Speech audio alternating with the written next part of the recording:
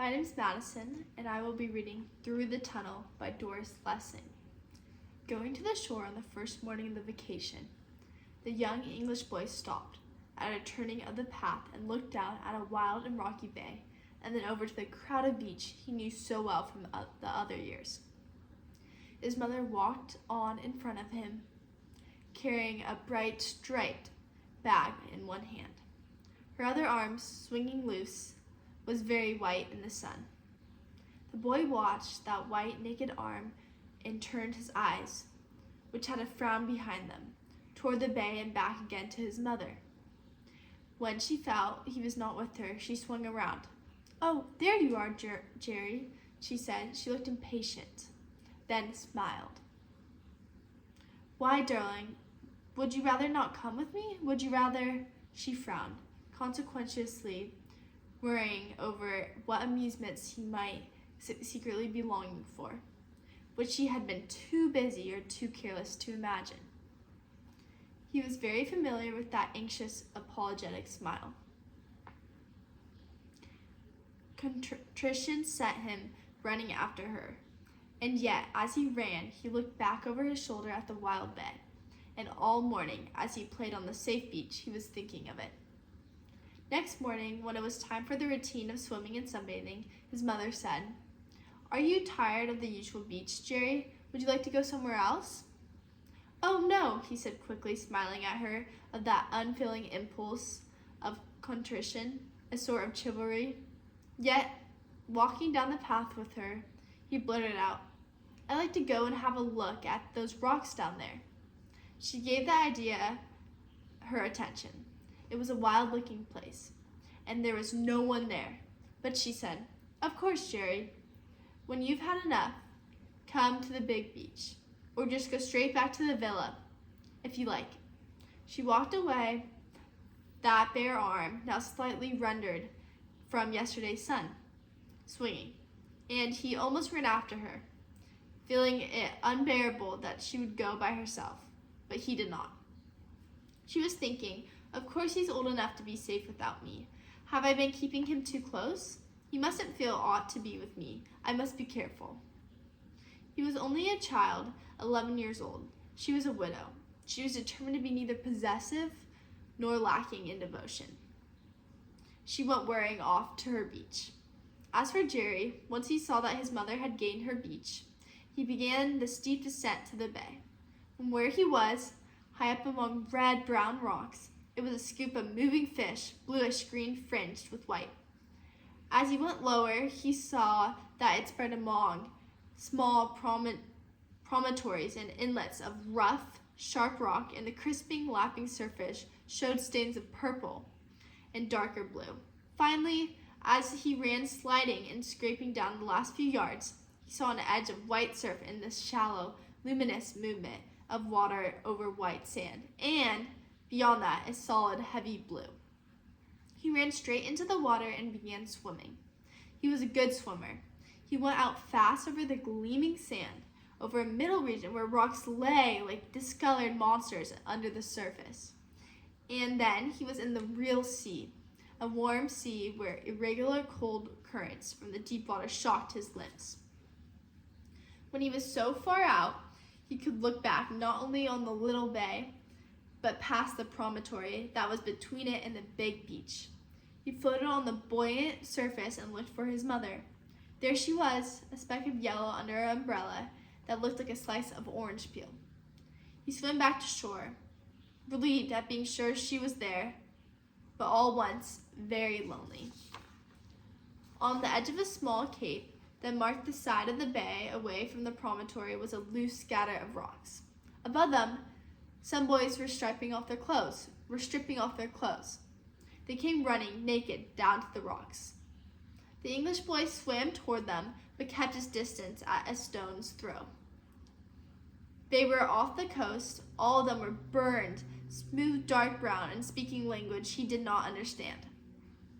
To be with them, of them, was a craving that filled his whole body. He swam a little closer. They turned and watched him with narrowed, alert, dark eyes. Then one smiled and waved. It was enough.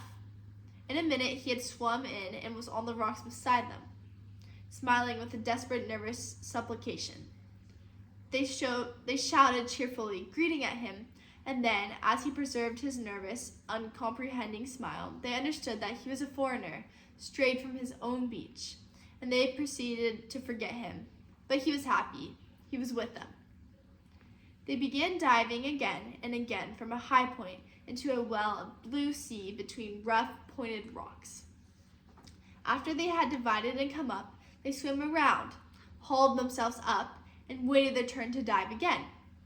They were big boys, men, to Jerry. He dived and they watched him, and when he swam around to take his place, they made way for him. He felt he was accepted and he dived again, carefully, proud of himself. Soon the biggest of the boys poised himself, shot down into the water, and did not come up. The others stood about watching. Jerry, after waiting for the sleek brown head to appear, let out a yell of warning. They looked at him idly and turned their eyes back towards the water. After a long time, the boy came up on the other side of a big, dark rock, letting the air out of his lungs in a sputtering gasp and a shout of triumph. Immediately, the rest of them dived in. One moment, the morning seemed full of chattering boys. The next, the air and the surface of water were empty. But through the heavy blue, dark shapes could be seen moving and groping.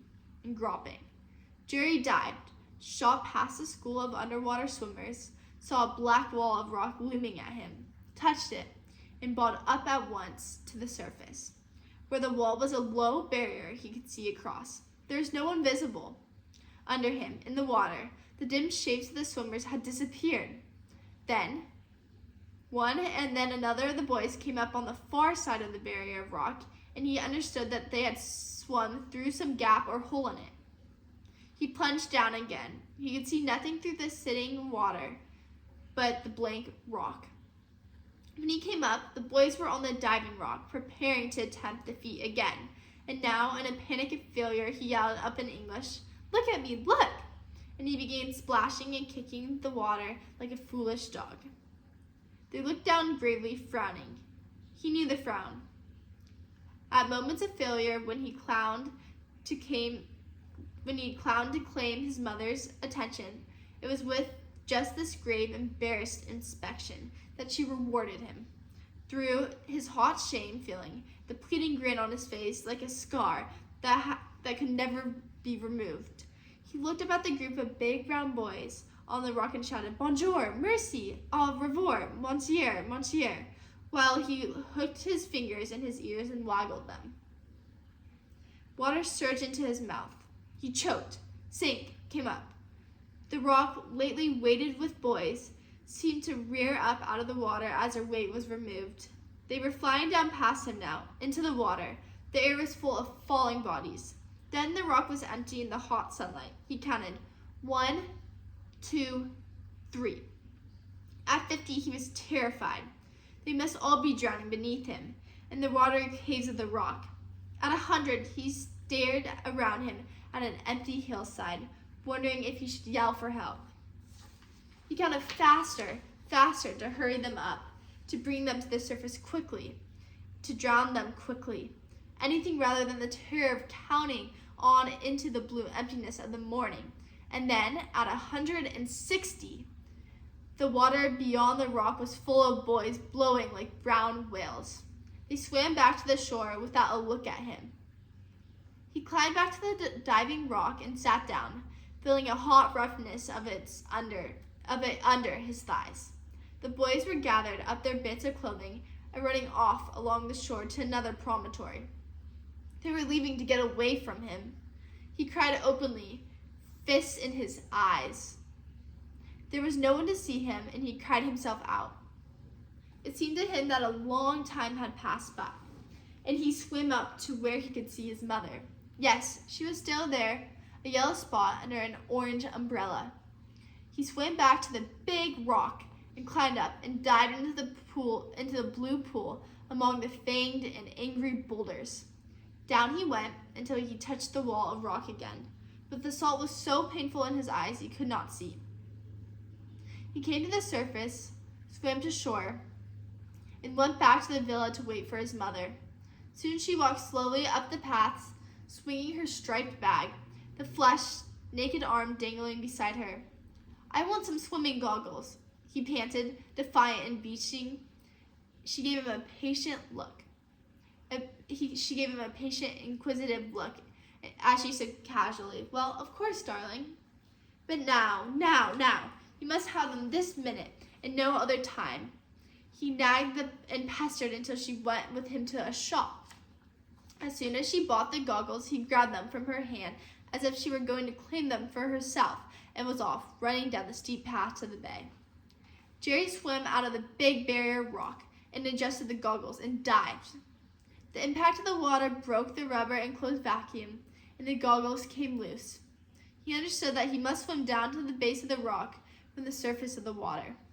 He fixed the goggles tight and firm, filled his lungs, and floated face down on the water. Now he could see.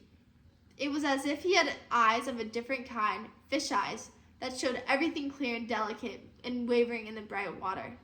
Under him, 6 or 7 feet down, was a floor of perfectly clean, shining white sand, gripped firm and hard by the tides. 2 grayish shapes stared there, like long, rounded pieces of wood or slate. They were fish. He saw them nose toward each other, poised motionless, make a dart forward, swerve off, and come around again. It was like a water dance. A few inches above them, the water sparkled as if sequins were dropping through it. Fish again, myriads of minute fish, the length of his fingernail, were drifting through the water. And in a moment he could feel the innumerable tiny touches of them against his limbs. It was like swimming in flaked silver. The great rock the big boys had swum through rose sheer out of the white sand, black, tufted lightly with greenish weed. He could see no gap in it. He swam down to its base. Again and again he rose to a big chestful of air and went down. Again and again he groped over the surface of the rock, feeling it, almost hugging it in desperate need to find the entrance. And then, once while he was clinging to the black wall, his knees came up and he shot his feet out forward, and they met no obstacle. He had found the hole. He gained the surface, clambered about the stones that littered the barrier rock until he found a big one, and with this in his arms, let himself down over the side of the rock. He dropped with the weight straight to the sandy floor. Clinging tight to the anchor of the stone, he lay on his side and looked under the dark shelf at the place where his feet had gone. He could see the hole. It was an irregular dark gap, but he could not see deep into it. He let go of his anchor, clung with his hands to the edges of the hole, and tried to push himself in. He got his head in, found his shoulders jammed, moved them in sideways, and was inside as far as his wrist. He could see nothing ahead. Something soft and clammy touched his mouth and was inside as far as his... Something soft and clammy touched his mouth. He saw a dark frond moving against the grayish rock, and panic filled him. He thought of octopuses, of clinging weed. He pushed himself out backward and caught a glimpse, as he retreated, of a harmless tentacle of seaweed drifting in the mouth of the tunnel. But it was enough. He reached the sunlight, swam to shore, and lay on the diving rock. He looked down into the blue well of water. He knew he must find a way through that cave or hole or tunnel, and out the other side. First, he thought he must learn to control his breathing. He let himself down into the water with another big stone in his arms, so that he could lie effortlessly on the bottom of the sea. He counted 1, 2, 3. He counted steadily. He'd hear the movement of blood in his chest. 51, 52, his chest was hurting. He let go of the rock and went up into the air. He saw that the sun was low. He rushed to the villa and found his mother at her supper. She said only, "Did you enjoy yourself?" And he said, "Yes." All night, the boy dreamed of the water-filled cave in the rock, and as soon as breakfast was over, he went to the bay. That night, his nose bled badly. For hours, he had been underwater, learning to hold his breath. And now he felt weak and dizzy. His mother said, "I shouldn't overdo things, darling, if I were you." The next day and the next, Jerry exercised his lungs as if everything, the whole of his life, all that he would become, depended on it. Again, his nose bled at night, and his mother insisted on his coming with her the next day. It was a torment to him to waste a day of his careful self-training, but he stayed with her on the other beach, which now seemed a place for small children, a place where his mother might lie safe in the sun. It was not his beach. He did not ask for permission on the following day to go to his beach.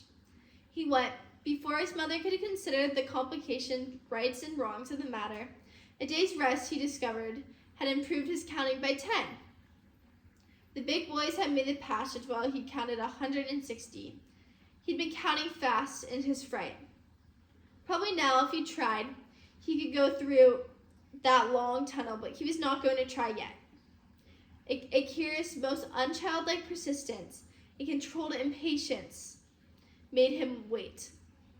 In the meantime, he lay underwater on the white sand, littered now by stones he had brought down from the upper air, and studied the entrance of the tunnel.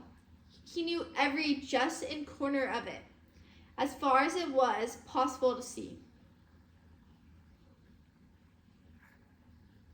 It was as if he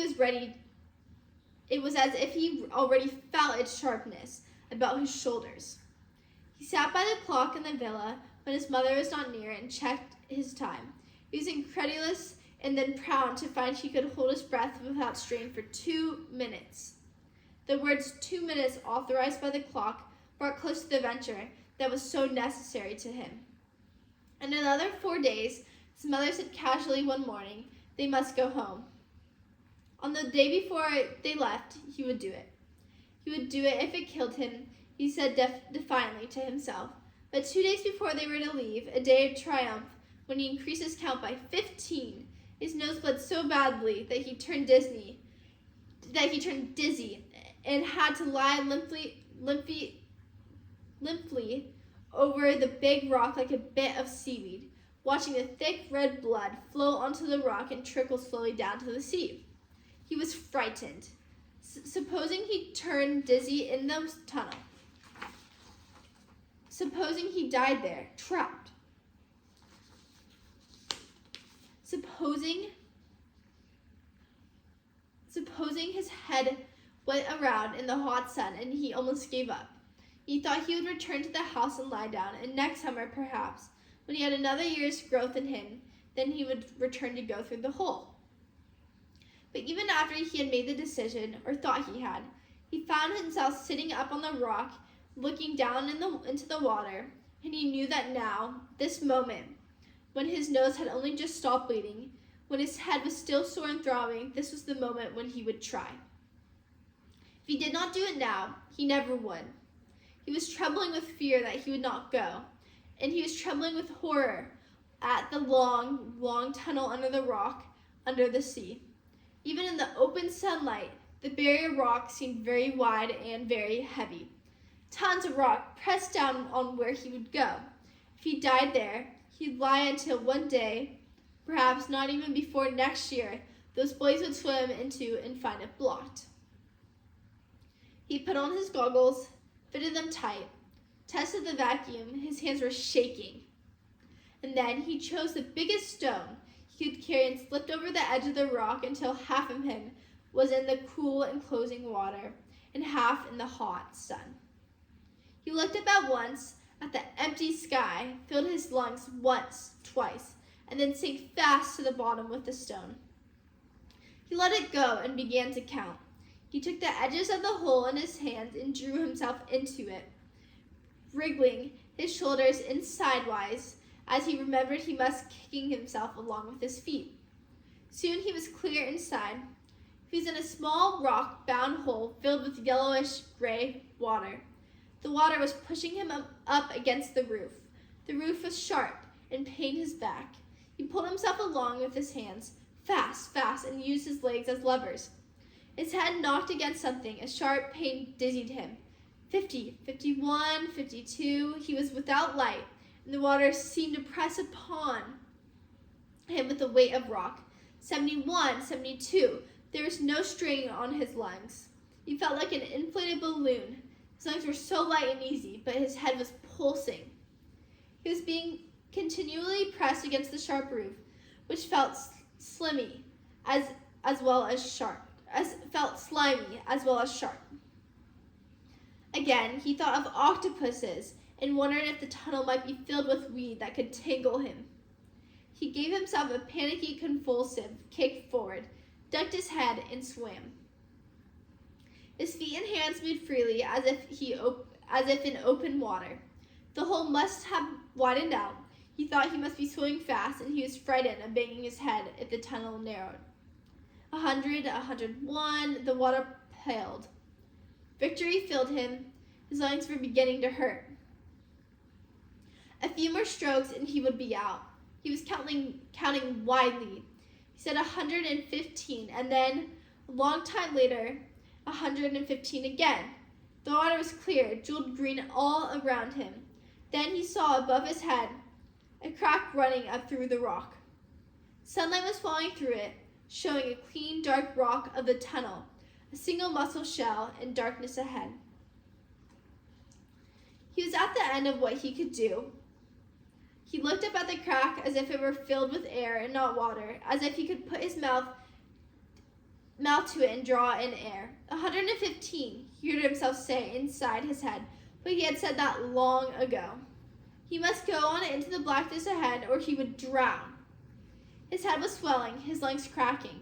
115, 115, pounded through his head, and he feebly clutched at the rocks in the dark, pulling himself forward, leaving the brief space of sunlit water behind.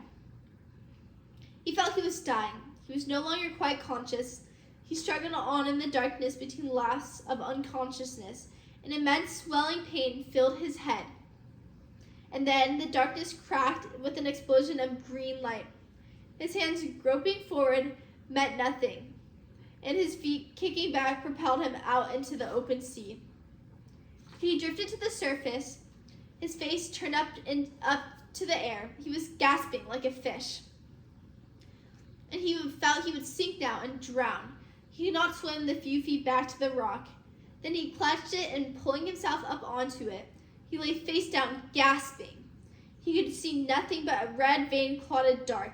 His eyes must have burst, he thought. They were full of blood. He tore off his goggles, and a gout of blood went into the sea. His nose was bleeding, and the blood had filled the goggles. He scooped up handfuls of water from the cool, salty sea to splash on his face, and did not know whether it was blood or salt water he tasted. After a time, his heart quieted. His eyes cleared, and he sat up. He could see the local boys diving and playing half a mile away. He did not want them. He wanted nothing but to get back home and lie down. In a short time, Jerry swam to shore and climbed slowly up the path to the villa. He flung himself onto the bed and slept. Waking at the sound of feet on the path outside, his mother was coming back. He rushed to the bathroom, thinking she must not see his face with bloodstains or tear stains on it. He came out of the bathroom and met her as she was walking into the villa, smiling, her eyes lighting up. "Have a nice morning?" she asked, laying her hand on his warm, brown shoulder a moment. "Oh yes, thank you," he said. "You look a bit pale," and then sharp and anxious. "How did you bang your head?" "Oh, just banged it," he told her. She looked at him closely. He was strained. His eyes were glazed looking. She was worried, and then she said to herself, "Oh, don't fuss. Nothing can happen. He can swim like a fish." They sat down to lunch together. "Mummy," he said, "I can stay underwater for 2 minutes and 3 minutes at least." It came bursting out of him. "Can you, darling?" she said.